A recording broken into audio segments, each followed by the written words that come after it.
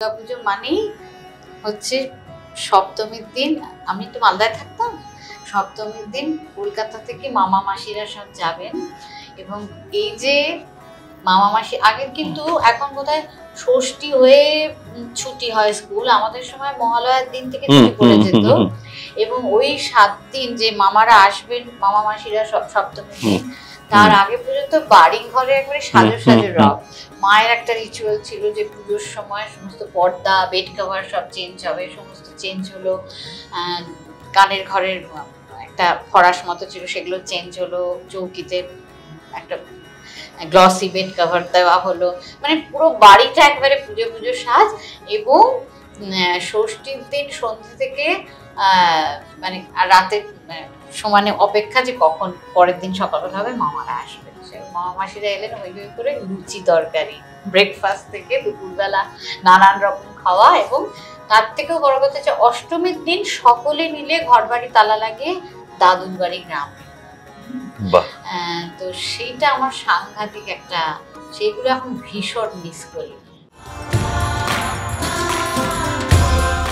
আমরা গান শুনতে কেনা ভালোবাসি, তাও আবার দুর্গাপুজোতে স্পেশাল ধরনের কিছু রিলিজেস আমরা এক্সপেক্ট করে থাকি যে পুজোর গান আগে যেটার অনেক অনেক বেশি আমরা প্রকাশ মানে দেখতাম আর কি সেই ধরনের গানের। আজকাল পুজোর পার্টিকুলার রিলিজেস হয়তো কমে থাকতে পারে কিন্তু আমাদের উন্মাদনা কোনোভাবেই কমে যায়নি।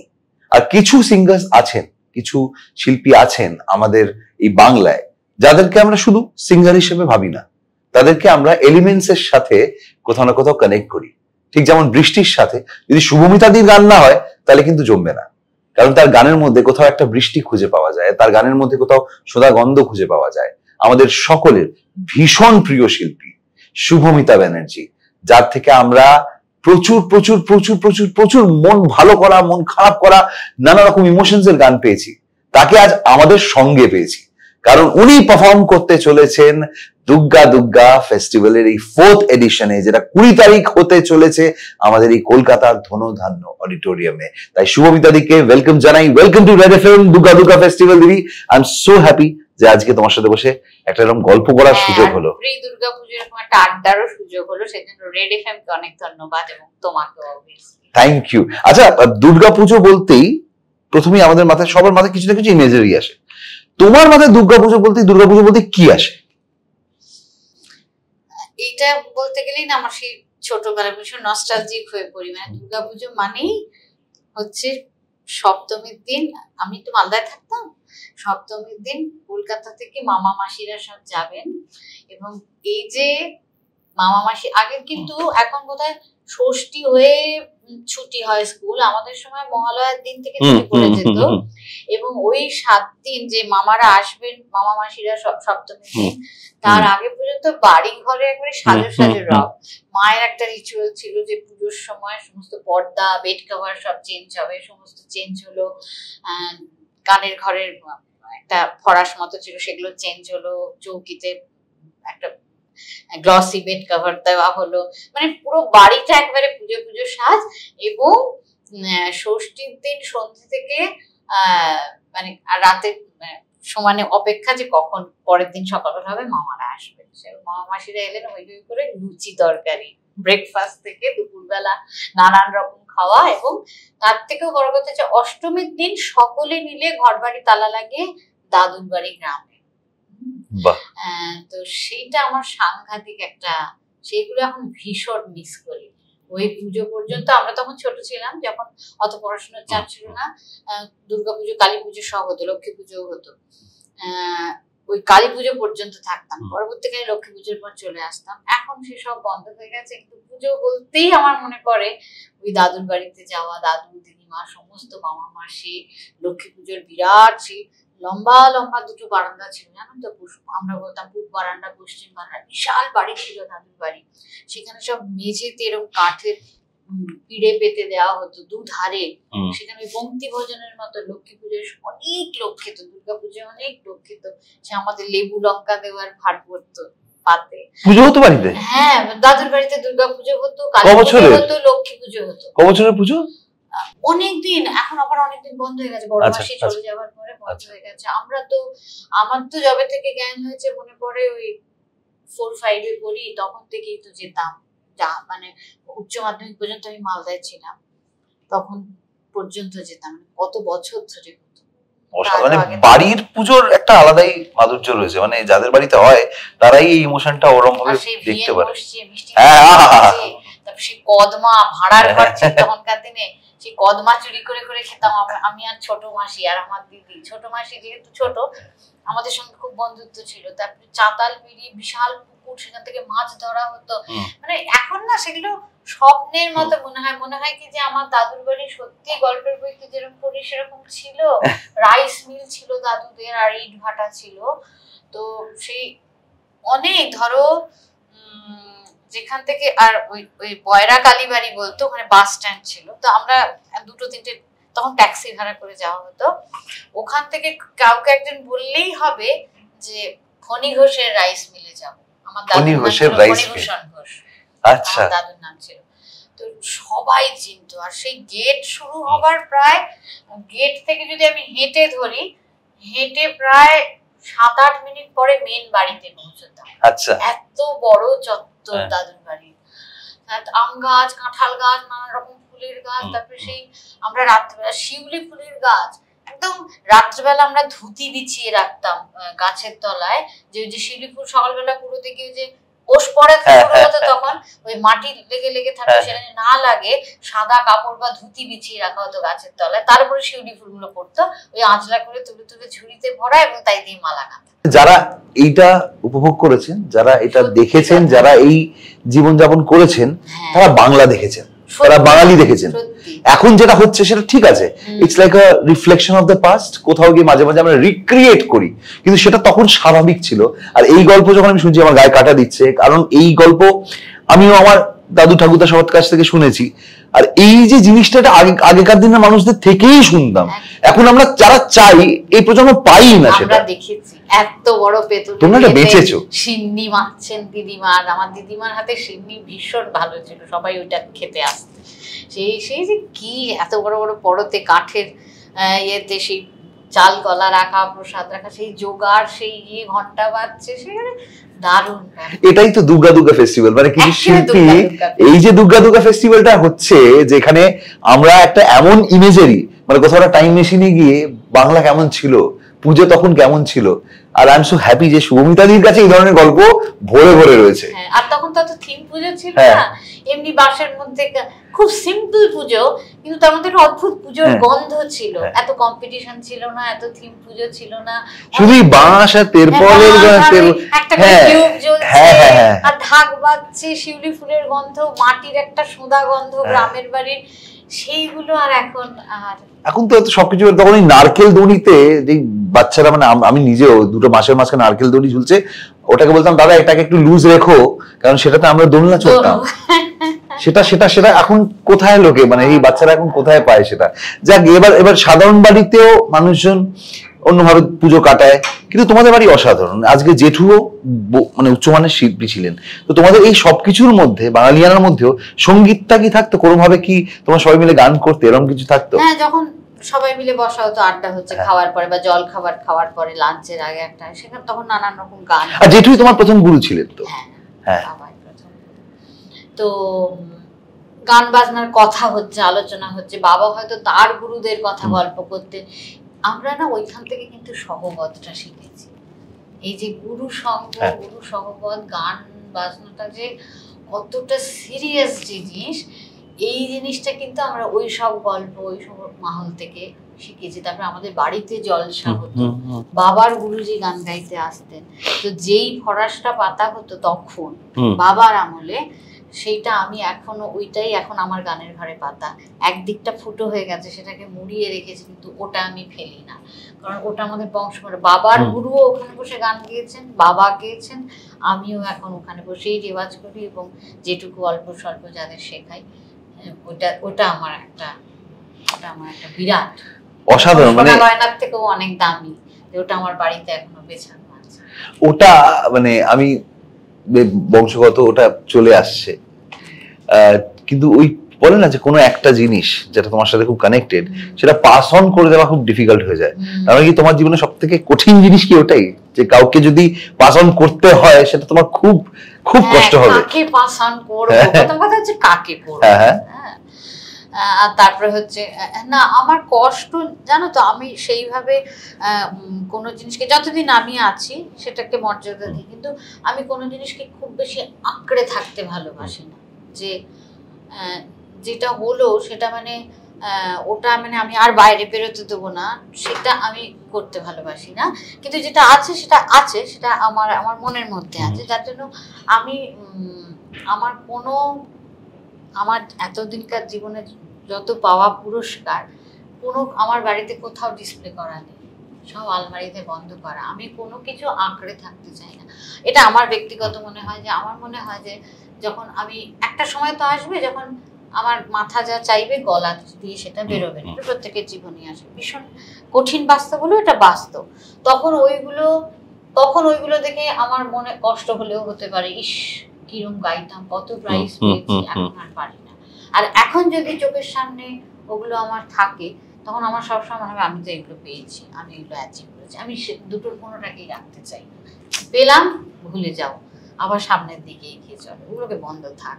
কিন্তু ওইটা যদি কনস্ট্যান্টলি এই ফার্স্ট প্রাইজ, এই পুরস্কার, ওই অমুক, আমি এতগুলো পেয়েছি, এটাকে আমি মনের মধ্যে রাখতে চাই। কারণ প্রতিদিন না নতুন নতুন করে নিজেকে ভাঙতে হয়, শিখতে হয়। কোনো স্বীকৃতি নয়, সেভাবে ইন্সপায়ার করে ঠিকই আমাদের, কিন্তু সেখানে আটকে থাকলে চলবে না, এটা আমার মনে হয়। খুবই খাঁটি কথা। তো আমরা মোটামুটি টাইম মেশিনে বহু বছর আগে মানে চলে গেছিলাম, এবার সেখান থেকে আবার ফিরে আসতে হবে। কিন্তু এটা আমরা কতটা বছর ট্রাভেল করলাম? তোমার এটা যখন বলছো সেটা কোন সাল? তোমার সেই ছোটবেলা, সেই ভিয়েন বসা, সবাই মিলে কদম চুরি করে খাওয়া, ধরো 78, 79, 80, কত বছর আগে। 78? আমি তো বুড়ো হয়ে গেছি। না না না, কে বলেছে তোমার থেকে বেশি বুড়ো আমাকে লাগে? একদম এটা মানতে পারা যাচ্ছে না। যার কণ্ঠস্বর এরকম সেটা তার কখনো বয়স হয় না, শিল্পীর বয়স হয় না। আর এখানে সুমিতা দি, এবার আমরা ফিরে আসি এত বছর, প্রায় বলা যেতে পারে 40 বছর, I think more than 40 years. এবার সেখানে দাঁড়িয়ে এই সময় এসে এখন তোমাকে পুজোর সময়, তুমি তো স্টেজ পারফরমেন্সেস, মানে লোকজন তো তোমাকে নিয়ে সবাই চায়, কখনো বিদেশ চাইছে, কখনো দেশের মধ্যেই কেউ চাইছে, কখনো কোথাও চাইছে। শিল্পীদের জীবনে আস্তে আস্তে দুর্গাপূজাটা, ঘরের দুর্গাপূজাটা, once you get a name fame, তখন আমাদেরকে অনেক বাইরে যেতে হয়। কিন্তু এখন ওই স্টেজ শো ছাড়া যদি দুর্গাপুজোতে একদিনও ফাঁকা পাও, কোথায় তোমায় পাওয়া যাবে? সে কি ঠাকুর দেখছো কোথাও, নাকি কোথাও খাচ্ছ সেই ছোটবেলার খাবারগুলো, কোথাও বাড়িতে বলছো আত্মীয় স্বজনকে বানাও খাওয়া হবে, কোথায় তোমাকে পাওয়া যাবে শো ছাড়া? বাড়িতে। কারণ সকালবেলার দিকটাতে অবশ্যই বাড়িতে। এখন আমি যেখানে থাকি আমাদের পাড়ায় একটা বড় মাঠে পুজো হয়, তো সেখানে অঞ্জলিটা দিতে যাই। আর সকালের দিকটা বাড়িতেই থাকি, কারণ আমার বাড়িতে ঠাকুর আছেন। আমি প্রতিদিন পুজোর 4 দিন 4 রকম ভোগ বানিয়ে ঠাকুরের। তুমি বানাও? নিজে বানিয়ে? হ্যাঁ, নিজে বানিয়ে দিই, অল্পই, কিন্তু ওই ঠাকুরের সামনে দিই। তো সেই জন্য সকালের দিকটা এখানে। দুপুরে যদি কোনো সময় মনে হয় হয়তো একটু বেরোলাম, একটু আশেপাশে ঠাকুর দেখলাম, সেটাও একটু ইচ্ছে করে, কিন্তু সন্ধ্যের পর আর বেরোতে পারি না, বাড়িতেই থাকি সম্ভবত। বা কারোর বাড়িতে গেলাম, হয়তো আমাদের নিজেদের মধ্যে ঠিক হলো, কোনো সময় কোনো বন্ধু বান্ধবের বাড়িতে গেলাম, কোনো সময় শ্রীকান্তদার বাড়িতে গেলাম, আড্ডা বসলো, কোনো সময় বা শ্রীজাতর বাড়িতে গেলাম, আড্ডা বসলো, এরকম হতে পারে। কিন্তু বেশিরভাগটাই বাড়িতে, সন্ধ্যের পর থেকে বাড়ি। আচ্ছা, এবার আবার একটু আমাদের টাইম ফ্রেমে থাকাই কম হয়, যেটুকু থাকা হয় এইভাবে। এবছর কলকাতায় কদিন আছো আর বাকি দিন কোথায়? এবছর কলকাতাতে, মানে ভেবেছি কলকাতায় থাকবো, কিন্তু আবার মাঝে মাঝে ভাবছি যে এমন একটা কোথাও জায়গায় যাওয়া যায় যেখানে, যে জায়গাটা এখনো খুব পরিচিত নয়, বাঙালি যাবো না সেখানে, একটা নির্জন জায়গায় গিয়ে বসে থাকবো। সেটা মনে হওয়ার সঙ্গে সঙ্গে আবার মনে হয় কি, বছরে একবারই তো পুজো আসবে, একটু ঢাকের আওয়াজ পাবো না, একটু মায়ের মুখ দেখবো না, সেই করে আবার পিছিয়ে আসি। এই আর কি, নানা রকম মেলানো মেশানো একটা চলতে থাকে মনের মধ্যে, এটা থাকে, এই দ্বিধা থাকে, হ্যাঁ কি করিটা চলতেই থাকে অবশ্যই। আচ্ছা, এই প্রথম যখন তোমার কনসার্ট করতে তুমি শুরু করেছিলে, শো করতে শুরু করেছিলে, কল শো নানা রকম, তো সেই ক্ষেত্রে তুমি তখন কি সেই মেমোরিটা তোমার মধ্যে এখনো কি মানে আছে টাটকা, যে প্রথম শো কোথায় হয়েছিল? হ্যাঁ, পুজোতে সেই প্রথম শো। বোধহয় আমার যতদূর মনে হয় যে প্রথম পুজোয় বাইরে শো করতে গেলাম দিল্লিতে। আচ্ছা। হ্যাঁ, সেটাই পুজোয় প্রথম শো। তখন তো একেবারে নতুন নতুন। তখন যখন যাচ্ছি দিল্লিতে তখন মনে হচ্ছে সেই বাঁশগুলো বাঁধা হচ্ছে প্রায় মন্দিরের প্যান্ডেলে, হয়তো প্রতিমা এসে গেছে কাগজে, খুব দুঃখ, ইস চলে যাচ্ছি। তারপরে যখন ফিরে এলাম তখন আবার বাঁশ খোলা হচ্ছে, বাঁশ দেখতে দেখতে, তো খুব দুঃখ হতো। কিন্তু ওই তার মধ্যে একটা আনন্দ ছিল যে আমাকে দিল্লিতে ডেকেছে গান গাইতে, এইবার বোধহয় আমি স্টেজ পারফর্ম করতে পারবো, স্টেজে পারফর্ম করতে পারবো, যাচ্ছি বাইরে, আমাকে গানটা ভালো করতে হবে। তো সেটা সত্যি মনে পড়ে, সেটা একটা সত্যি স্পেশাল, যে একদম প্রথম পুজোর অনুষ্ঠান, সে প্রথম স্টেজে উঠে গান করা, মানুষজনের সেই প্রথম রিয়াকশন, সবগুলোই খুব স্পেশাল। তখনই বুঝতে পারলাম। মুখগুলো মনে পড়ে? কোনো মুখ মনে আছে? আমাদের অঞ্জনদা নিয়ে যেতেন প্রথম দিল্লিতে, তো অঞ্জনদাকে খুবই মিস করি এখন। মানে অঞ্জনদা এখন আর এগুলো উনি নাটক করেন, ছবির ডিরেকশন দেন, তো খুব আদর করে রাখতেন, খাওয়া দাওয়া কোনটাতে কোনো ত্রুটি রাখতেন না। কারণ পুজোর সময় বাড়িঘর ছেড়ে যাওয়া, তো সেটা আমাদের কখনো মনে হয়নি যে এত সুন্দর করে রাখতেন। তার পরবর্তীকালে বম্বে গেছি, ব্যাঙ্গালোর গেছি, দেশের বাইরেও গেছি, তো সব জায়গাতেই না খুব কখনো মনে হয়নি যে মানে বেশ একটা অ্যাট হোম ফিলিং হয়েছে, যে তাদের যত্ন আর দিতে। কিন্তু ওই সময় সত্যি দিল্লির কিছু মানুষের মুখ সত্যি মনে পড়ে, যারা খুব ভালোবেসে গান শুনেছেন, আমাদের উৎসাহ দিয়েছেন। আর সব থেকে বেশি আমার কাছে চ্যালেঞ্জ ছিল, আমি তো নতুন গান গাইতাম, সব আমার রেকর্ড করা গান, কখনো মানে এটা আমার খুব সৌভাগ্য, আমাকে কখনো অন্যের গান গাইতে হয়নি। তো যখন আমার নিজের গান অতটা ছিল না, তখন ডেফিনেটলি অন্যের গান গাইতে হয়েছে। কিন্তু আমি খুব সুন্দরভাবে সেটার থেকে সরে আসতে পেরেছি। যখনই আমার অ্যালবাম বেরোতে শুরু করলো, বেশ কিছু গান প্রত্যেকটা অ্যালবাম থেকে এত মানুষ ভালোবাসলেন, তো সেইগুলো ঢোকাতে শুরু করলাম, পুরোনো গান দু একটা বাদ দিতে শুরু করতে নতুন গান দাঁড়িয়ে গেল। দারুণ লাগে কিন্তু নিজের গান লিস্টে ঢোকাতে, এবং সেটা মানুষ গাইছে, ওর মতন ফিলিং হয় না কোনো। আমি মনে করি আমার জীবনে একটা আশীর্বাদের মতো, এবং শ্রোতাদের আমি সেই জন্য মানে অনেক কৃতজ্ঞতা শ্রোতাদের কাছে, যে আমার নতুন গান তারা ভালোভাবে নিয়েছেন। প্রথম গানটা মনে আছে স্টেজে, ওই প্রথম শো এর প্রথম গান মনে আছে? আজবেলার গান। আচ্ছা, অসাধারণ। আচ্ছা, অনেকে আমাদের এই দুর্গা ফেস্টিভ্যালের মাধ্যমে, সেটা হচ্ছে ভারতবর্ষের নানা প্রান্ত থেকে লোকে দেখবে, আমরা সেটাই চাই। মানে এই ফেস্টিভ্যালটার মূল উদ্দেশ্যই হচ্ছে যে রেড এফএম যেটা করে থাকে আর কি, দুর্গা ফেস্টিভ্যালে সবাই বাংলার কালচারটাকে আরো ভালো করে চিনবে, যারা জানে না, শুধু দুর্গা পুজো জানে, বাকিটা কি হয় কালচারটাকে, মানে আমাদের বাঙালিদের মানে আন্তরিক যে বিষয়গুলো সেগুলো যতটা না জানে সেটা জানানো। আমরা এবছর দুর্গা ফেস্টিভ্যালে তোমায় পেয়ে গেছি।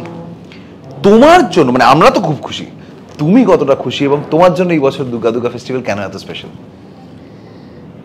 দেখো, গান বাজনাই তো আমাদের কাজ, সুতরাং আর আমাদের বিরাট একটা বাঙালির সবচেয়ে বড় উৎসব দুর্গোৎসব, সেখানে সেটাকে গান বাজনার মধ্যে দিয়ে একটা ফেস্টিভ মুডে আনা, এবং সেটাতে আমি টেক পার্ট করছি, এটা আমার জন্য ভীষণ স্পেশাল এবং আনন্দেরও বটে। সেজন্য আবারও রেড এফএমকে অনেক ধন্যবাদ, যে এরকম একটা দুর্গা ফেস্টিভ্যালে আমি টেক পার্ট করতে পারছি, এবং সেটা দিয়েই পুজো শুরু হচ্ছে। 20 সেপ্টেম্বর তো বোধহয় মহালয়া, বোধহয় 21 কাছাকাছি, একদিন হবে। তার মানে একেবারে পুজোর দোরগোড়ায় দাঁড়িয়ে যে এরকম একটা ফেস্টিভ্যালে আমরা গান দিয়ে শুরু করব, তো সেটা তো সত্যিই খুব আনন্দের। সুতরাং সেই জন্য এই বছরটা আমার কাছে একটু বিশেষভাবে, আমাদের কাছে দুর্গা ফেস্টিভ্যাল মানে যেই শিল্পীদের আমরা চাই দুর্গা ফেস্টিভ্যালে তারা মঞ্চনিক, তারপরে এত ভালো ভালো অনুষ্ঠান রয়েছে দুর্গা ফেস্টিভ্যালে, সবাই আমাদের মানে আমরা মনে করি যারা বাঙালি আমাদের মানে ট্রু সেন্সে রিপ্রেজেন্ট করতে পারবে এই কালচারকে সারা গোটা ভারতবর্ষ এবং তারও বাইরে মানুষজনের কাছে, তাদের মধ্যে অবশ্যই তুমি। তাই জন্য আমরা চেয়েছি তোমায় পেতে, এবং তোমায় পেয়ে আমরা খুব খুশি। আচ্ছা, তুমি কি আমাদের কোনো রকম একটু হালকা করে হিন্ট দেবে যে এবছর আমরা তোমার গানের বুকেতে কি কি পেতে চলেছি? কোনো গান, কোনো একটা দুটো গান যেটা লোকে এক্সপেক্ট ডেফিনেটলি করবে। বৃষ্টি পায় পায়। হ্যাঁ ব্যাস, তুমি শুধু ওটা বললে হবে না, আরেকটু দাও, আরেকটু হিন্ট দাও, ওটা তো হতেই হবে। সাজবেলার গান, হ্যাঁ। কৃষ্ণচূড়া, আর বলবো না। আচ্ছা আর বলবে না, ঠিক আছে। বাকিটা কিন্তু যদি শুনতে হয়, জানতে হয়, তাহলে অবশ্যই হতে পারে তুমি যে গানটা ভাবছো, হ্যাঁ হয়তো বা কোনো নতুন গান, হয়তো বা কোনো নতুন গান, এক্স্যাক্টলি সেটা কিন্তু অবশ্যই পাবে। কিন্তু তার জন্য কি করতে হবে, তোমাকে district.in-এ গিয়ে টিকিট কেটে ফেলতে হবে। 20 তারিখ দুর্গা দুর্গা ফেস্টিভ্যাল, ধনধান্য অডিটোরিয়ামে আমরা সকলে থাকছি, শুভমিতাদির গান থাকছে, আরও অনেক শিল্পী থাকছেন। মানে দুর্গোৎসবকে এইভাবে শুরু যদি করতে হয় বেস্ট ভাবে, Durga Durga festival is the place to be. যারা তোমাকে শুনছে, যারা তোমায় দেখছে, তাদের তুমি আহ্বান জানাও আমাদের দুর্গা দুর্গা ফেস্টিভ্যাল যারা আসে। অনেক শুভেচ্ছা, শুভকামনা। সকলে খুব ভালোভাবে পুজো কাটাবেন আশা করি এবারে, আর আমাদেরও আশীর্বাদ করবেন, আমরাও যেন ভালো করে গান গাইতে পারি, ভালো করে পুজো কাটাতে পারি। সকলকে অনেক শারদ শুভেচ্ছা। তাই আবার বলছি, Durga Durga festival, the biggest celebration of বাঙালিস, আমাদের সকলের জন্য। মা মহামায়ার পুজো তো, আর আমরা সবাই তো মায়ায় মেতে থাকতে ভালোবাসি। তাই এই মা মহামায়ার পুজোকে আরও মায়াময়ী করে তুলতে, আরও আনন্দে ভরে উঠতে, দুর্গা দুর্গা ফেস্টিভ্যালের টিকিট এক্ষুনি কেটে ফেলো। শুভমিতাদি থাকছে, আরও অনেক এমন শিল্পী রয়েছে যারা আমাদের সবার খুব খুব খুব ফেভারিট। ধনধান্য অডিটোরিয়ামে হচ্ছে, 20 তারিখে হচ্ছে। ইমিডিয়েটলি যাও, district.in-এ গিয়ে টিকিট কেটে ফেলো। দেখা হচ্ছে 20th দুর্গা দুর্গা ফেস্টিভ্যালে। দুর্গা দুর্গা।